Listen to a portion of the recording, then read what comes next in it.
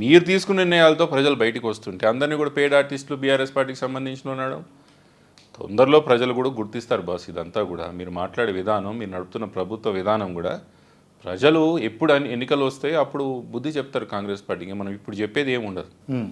రేపు అవకాశం వచ్చినప్పుడు ఏం జరుగుతుందన్న ఏమనుకుంటారు మీరు? ఏమన్నా పావులు కదుపుతుర్రా మీరు? పావులు ఏం లేదు, ప్రజల మధ్యలో ఉండాలా, ప్రజల నమ్మకం. ప్రజల మధ్యలోనే ఉన్నాడు. మూసి నిర్వాసితులు అని చెప్పేసి నల్లగొండ అటు సంఘం అదంతా తిరిగిండు రేవంత్ రెడ్డి. పుట్టినరోజును ఇచ్చిపెట్టి దావత్ చేసుకోకుండా మరి పోయిండు ప్రజలకు. సంతోషం, ముఖ్యమంత్రి గారు పుట్టినరోజు మర్చి ప్రజల కోసం కష్టపడడం చాలా సంతోషకరమైన విషయం. కానీ మూసి మొదలయ్యేది వికారాబాద్. దాని ప్రజలు ఎక్కువ ఉండే ప్రాంతం అంతా కూడా ఉండేది హైదరాబాద్ మరియు ఆ గండిపేట ప్రాంతం నుంచి అటు ఇటు కాలనీలు వెలిచినాయి.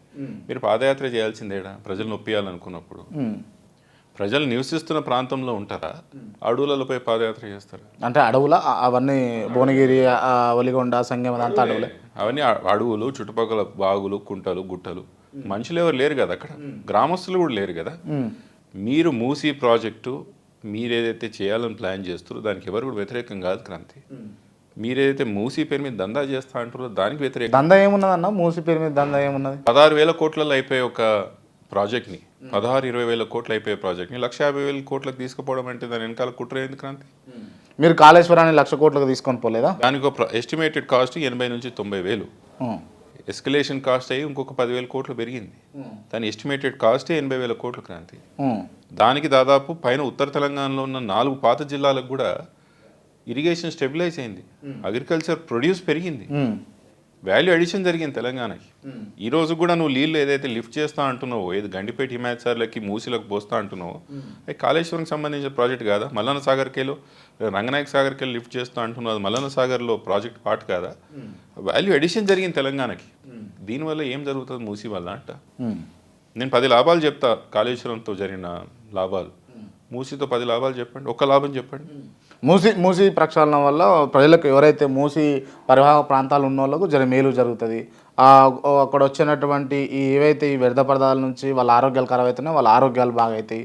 వీళ్ళు మూసీలు ఉండదు, డబుల్ బెడ్రూమ్ ఇళ్ళల్లో ఉండాలని చెప్పేసి వాళ్ళు చెప్తున్నారు. దాంట్లో తప్పేమన్నా, దాంట్లో నష్టం ఏమన్నా? డబుల్ బెడ్రూమ్ ఇళ్ళకి ఎవరైతే పోవాలనుకుంటున్నారో స్వచ్ఛందంగా వెళ్ళిపోవచ్చు. వాళ్ళు ఎవరు కూడా మేము ఆపే ఒక శక్తి ఎవరికి ఉండదు. ఫలానా వ్యక్తి ఈరోజు నేను డబుల్ బెడ్రూమ్లోకి పోతాను, నాకు వద్దు ఇల్లు అంటే నువ్వు ఆపగలుగుతాను, నేను ఆపగలుగుతాను.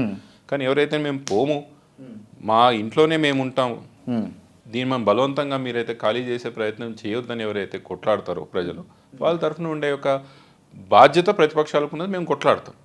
రెండోది, ఎవరు చేయొద్దన్నారు క్రాంతి? ఎందుకు జనాలను కన్ఫ్యూజ్ చేస్తున్నారు?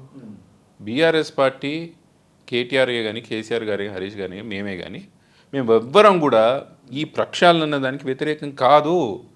చెయ్యండి, మేము సహకరిస్తాం. పాత ఎస్టీపీలు కట్టింది ఆ రోజు బీఆర్ఎస్ పార్టీ. డిపిఆర్ ప్రయత్నం అంటే, రీపేర్ అంటే దానికి తీసుకొచ్చి ఎంఎఫ్ఎల్ లెవెల్స్ ఫిక్స్ చేసి అటు ఇటు రిటైనర్ వాల్స్ కట్టి ముందు ఆ రివర్ బెడ్ని సురక్షితంగా చేయాలని ఒక ఆలోచన చేసింది కూడా బీఆర్ఎస్ పార్టీ.